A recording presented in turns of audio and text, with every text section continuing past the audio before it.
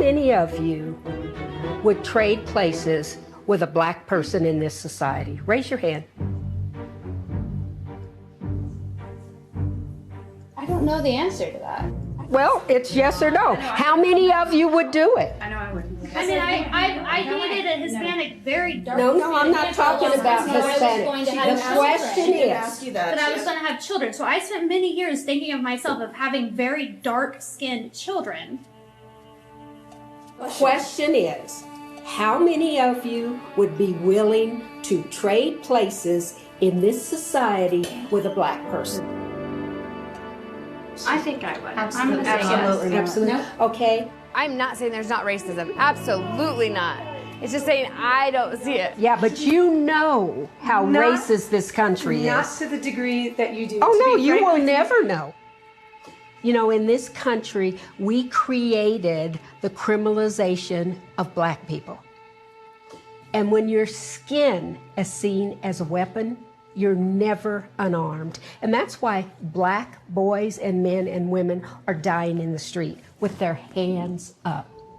All right, guys. So this conversation that I stumbled upon on Dr. Phil may be one of the wildest conversations I've ever heard in my life, because these two race hustlers right here are legendary. Okay, this black woman right here and this Indian woman, I believe. Again, these are the greatest race hustlers of all time, okay? And the reason why these two people are successful at what they do, unfortunately, is because we have a brainwashed demographic in our country that are obsessed with racism, right? And I don't mean black people, okay? No. What I actually really mean is liberal white women who are obsessed with racism. Or let me be more specific here. They're obsessed with not being called racist, right? That's what they're obsessed with, okay? And they will degrade themselves to the lowest of the low in order to not be called a racist. They will go along with an agenda that clearly is against their best interests as white women, okay? Simply because they don't want to be called racist. It's a truly fascinating thing to witness, okay? Because on this Dr. Phil show, again, like I told you, they have these two legendary race hustlers here. This woman, whose name is Regina Jackson, and this other woman right here, her name is Saira. And again, these two women have created probably the greatest race hustle that I've ever seen in my life, right? As they have created a show called Race to Dinner, in which they have guilty white women come to a table and basically get told why they're racist, right? Again, they come to the table saying, I'm not a racist. And then these two hucksters, they tell them, no, actually you are racist, right? And this is why you're racist. And they pay for that. These liberal white women get paid to be told that they're racist, right? Or to be told why they're racist.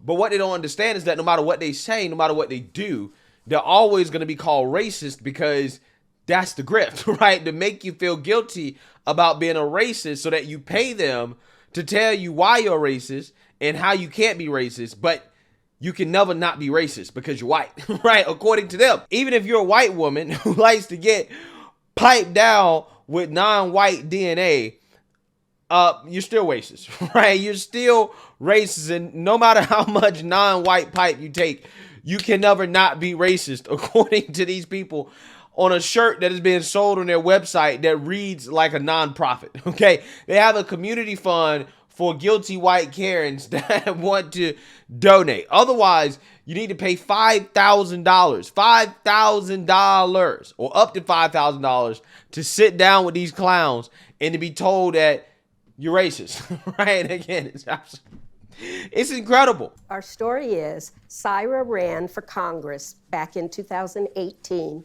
against a long-term Democratic congresswoman in Colorado.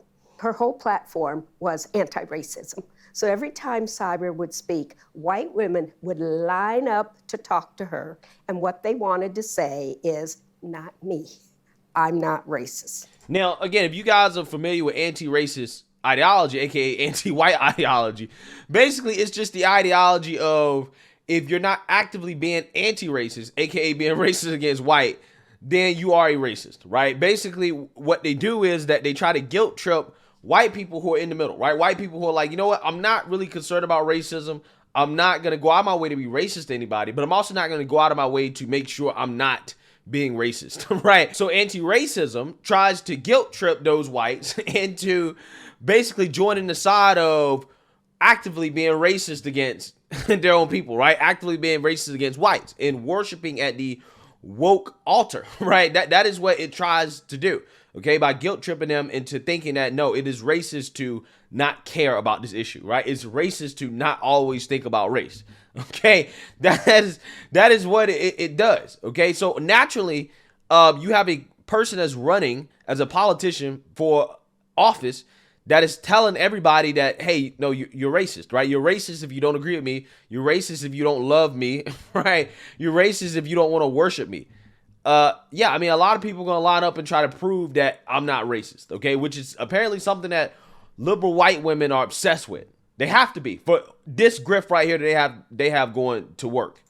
I had a friend in the neighborhood, white woman, who comes to me and she says, Regina, I'm done with Saira. She hates white people, but if you can get her to go lunch with me, because I worked on Saira's campaign, she said that'd be great. Why would you want to go to lunch with somebody that hates you, right? They hate you because of your skin color. Like, they know it. Like, they know that these people are racist, but yet they want to prove so bad that they're not racist that they're like, I still want to go to dinner with this person because I want to prove that I'm not racist. It's fascinating. It really is. So I go to Saira and I say, you know, so-and-so wants to go to lunch with you. And Saira says, I'm not doing that anymore. She says, I'm paying for breakfast, lunch, dinner, cocktails, because these white women aren't paying for it. I'm paying for a babysitter. She said, and they're not going to vote for me anyway. So she said, but if your friend wants to have a dinner and invite some of her white lady friends and you do it with me, I'll do that. So that's what we did. And then it was a full white woman Broadway musical, replete with crying, angry, eye rolls. We saw some crying just now. Mm-hmm. Yo, just imagine if a white person said this about basically any other race. Like, just imagine the reaction, right? Just imagine how people in that crowd be feeling. It would be very uncomfortable, right? Like, just imagine, like, oh, we invited some black people over, right? We invited some Negroes over, and they brought fried chicken and violence, okay?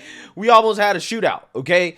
It was not a great experience, okay? Now, again, imagine somebody saying that. Do you think that people will be uncomfortable? Yeah, I think people will be uncomfortable. But, again, she's very comfortable just talking like this, okay? It's just, this is the what I'm talking about when I talk about overt racism, right? Like, the people who are supposed to be fighting against racism should be against this type of overt racism towards a group of people. But, for me personally, I'm neutral on it, okay? If they want to openly be able to say stuff like this, fine. But white people or any other group of people should be able to openly say stuff like this about so-called people of color, right? Like, again, you can either have all of it or you can have none of it. Again, if you want to go on national TV and say this and make a business out of this, fine. I think it's stupid, but fine. But again, other people should be allowed to do the same thing. And you shouldn't be sitting here boo-hoo whining, crying about it, claiming racism. When, again, you are out here saying some of the exact same stuff. You're stereotyping white women, okay? And you're trying to make them out to be low-key dangerous. That's really what they're doing. It's incredible. And so... She's laughing, too. She think it's funny. Yeah, that's exactly how we white women act, right? Posted about it on Facebook. It went viral. And Regina and I thought to ourselves, we're educating white women for free. We might as well get paid, which, my God, you would think that we've asked people to give us their kidneys, that we're paying for this, asking people to pay for this work. But that's what started it. It was February of 2019. Wow. Capitalism is crazy, right? Capitalism is a double-edged sword. It really is. It really is. It is crazy. There's a market for this. There's a market for liberal white women that want to be told that they're racist, right? It's amazing. Uh-huh. And what did you expect at these dinners compared to what you got? It's basically exactly what we expect is what we get. We've done a ton of them by now. We've done a ton. So you expected to have a bunch of white women in denial saying, no, no, no, not me. And that's what you got. Yeah, they have basically the 3 Ds: deny, deflect, defend. Oh my God. Deny, deflect, defend. AKA, no matter what you say, you're a racist. Okay? And this is why I don't understand how this is a thing. Like, how are these people not figure out, okay, what is the incentive structure here? If you could actually teach liberal white women not to be racist, then this business model doesn't work, right? It doesn't work. Or put it this way, it only works for a limited amount of time. But if white women can never not be racist, right, then it works forever. Again, and that's the secret here, right? That's the secret. That's what these people know. They stumbled across an income stream into perpetuity, right? This is a cash flow into perpetuity. Because that is how brainwashed liberal white women are in this country. Amazing. So we see that all the time. There's no change. Women are. There's no change, right? What I tell you, there's no change. Okay, don't matter if you come to the dinner. Doesn't matter if you go through. No change. No change. Ready to do the work, but pretty much when they come to the dinners, it's not me. I'm not racist. So you commented on Ambrosia and essentially mocked her crying. Yeah. No, I didn't mock her. I Yeah. just pointed out that she cried. But what's wrong No, with actually you didn't. You actually kind of mocked her. You said, you mentioned crying as she did, which is pretty mocking. That's your interpretation. It is. Yeah. Yo, Dr. Phil, that guy, bro. Dr. Phil is that guy. Dr. Pretty Phil, clearly. the only rule we have at dinner is that you cannot cry. Well, at you the have to go in the other room. You have to, Yeah, and we all know why. Because white women tears, it shifts the whole conversation from what you're trying to engage in to, oh, poor so-and-so, ain't it awful? They made her feel bad. Well, isn't that everybody's tears? See, that's the thing about this conversation that's so wild to me. Because we just finished talking about the City Bike Karen story, okay, that went on forever. But the reason why these people are so obsessed with this story is because of white women tears. And apparently white women tears are supposed to be special tears that are, I don't know, more cherished than all other tears in society, right? In fact, these tears are dangerous, okay, according to the race hustlers on the left. So much so that when white women cry, it's a big deal. Like, it's a big deal when white women cry. And for the life of me, I don't understand where they're getting this from, right? Where are they getting this from? Because the woke revolutionaries want to pretend like the City Bike Karen was getting the black scholars, was getting them in trouble or potentially having their lives be in danger because she started crying. When there's never been a time in history in which a white woman starts crying or crying for help around a black man and all of a sudden the police come out of nowhere and just shoot the black dude dead. That never happens. There's never been a black person that's been hurt because a white woman cried in public. And out of nowhere, the black man was hurt, right? He was assaulted. Something happened to him because a white woman cried. That never happens. But for whatever reason, they want us to think that that actually happens when it doesn't. And that somehow, some way, white women are extra dangerous, especially when they weaponize their tears. I'm not sure where this comes from. I really don't. I don't understand. Yeah. Yeah. And I want to mention, too, they always keep bringing up Emmett Till. And I'm like, that's not what happened, right? There were no white woman tears in the Emmett Till story, okay? What are you talking about? And it's just amazing how they have to go back and reference something that happened in the 1950s because they have so little examples of this scenario actually happening in the real world that, again, they have to go back to a story that's in the 1950s that don't even really involve what they call white tears, right? Again, it's amazing. Which I interpreted as your point. There it is. That was your point, right? Yep. Yeah, I mean, there's a teardrop on our book cover. Yeah. So what was Wow. y'all's reaction to what Ambrosia had to say and how she said it? Here's what I would say. We've had over 1 million Americans die from COVID, over 1 million. And largely at the beginning of this, it was people of color. It wasn't white people, it was black people. When you go into a convenience store, now this is just me, I'm gonna respect somebody's rules, somebody's policies. If they ask me to wear a mask, I'm gonna wear a mask. That's just me. Yeah. Well, that's just you, and that was just her. That's an individual choice. I'm But same they way. were largely black people. Do you understand what I'm saying? I Who hear were you. being largely impacted more by COVID than white people. Yeah, but what's your point, right? What is the point of bringing that up? Because there's numerous explanations for why that could be. I mean, if you listen to the liberal explanation, maybe, just maybe, black people who were more hesitant to take the vaccine than whites, maybe that can be a reason why. Again, that's not necessarily an endorsement of the vaccine as much as I'm just saying that could be an explanation, which would come from the left, right? It would come from your side of the aisle in regards to why that is. But just because there's a disparity doesn't necessarily mean that there's a problem. Doesn't mean that that's actually racist, right? Doesn't mean that it is happening because of racism. All people are not the same, okay? And we shouldn't all be the same, right? We should not be the same, okay? People are different genetically, okay? And that goes along racial lines. Some races may have different habits than other races. White people could tend to go to the hospital more.